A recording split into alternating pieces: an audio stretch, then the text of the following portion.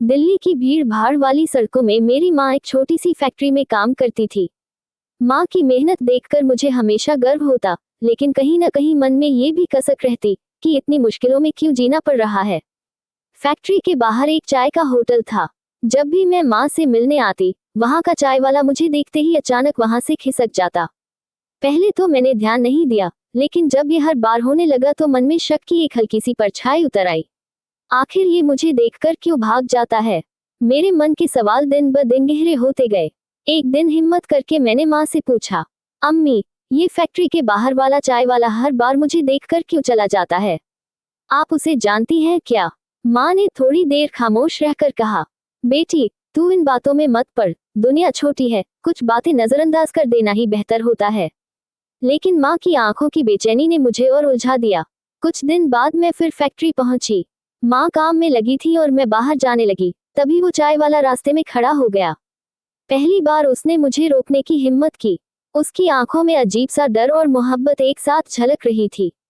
वह धीमे स्वर में बोला, बेटी, तू मुझे पहचानती नहीं, लेकिन मैं तुझे बहुत अच्छे से जानता हूँ। मैं चौंक पड़ी। क्या मतलब? तुम कौन हो? उसके होंठ कांपने लगे, जैसे बरसों से दबा हुआ सच बाहर आने को बेचैन हो। वह बोला, मैं तेरा बाप हूँ। मेरे पैरों के नीचे से जमीन खिसक गई। उसकी आंखों में पछतावे की नमी थी।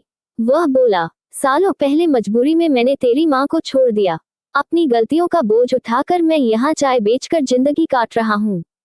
हर बार जब तुझे देखता हूँ तो दिल भर आता है, लेकिन हिम्मत नहीं होती कि तेरे सामने खड़ा हो सकूं। आज खुदा की कसम, और सहन नहीं कर पाया, सच बता दिया। मेरी आंखों से भी आंसू बह निकले। दिल गुस्से, दर्द और मोहब्बत के बीच उलझ गया।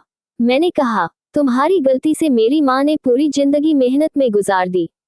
लेकिन अगर तुम सच्चे दिल से तौबा करते हो और माँ को सम्मान देते हो, तो शायद खुदा तुम्हें माफ कर दे। उस दिन के बाद मैंने माँ को सब सच बता दिया। माँ की आंखों से आंसू ढलके, लेकिन उन्होंने भी कहा, गुजरा वक्त लौट कर नहीं आता, लेकिन अगर इंसान सच्चे दिल से पछताए तो अल्लाह रहमत के दरवाजे बंद नहीं करता। और यूं सालों की खामोशी टूट गई। वो चाय वाला, जो अजनबी लगता था, असल में मेरा अपना खून निकला। कहानी से सीख, जिंदगी में कभी कभी सच देर से सामने आता है, लेकिन सच कितना भी कड़वा क्यों न हो, वह रिश्तों को एक नया मौका दे देता है।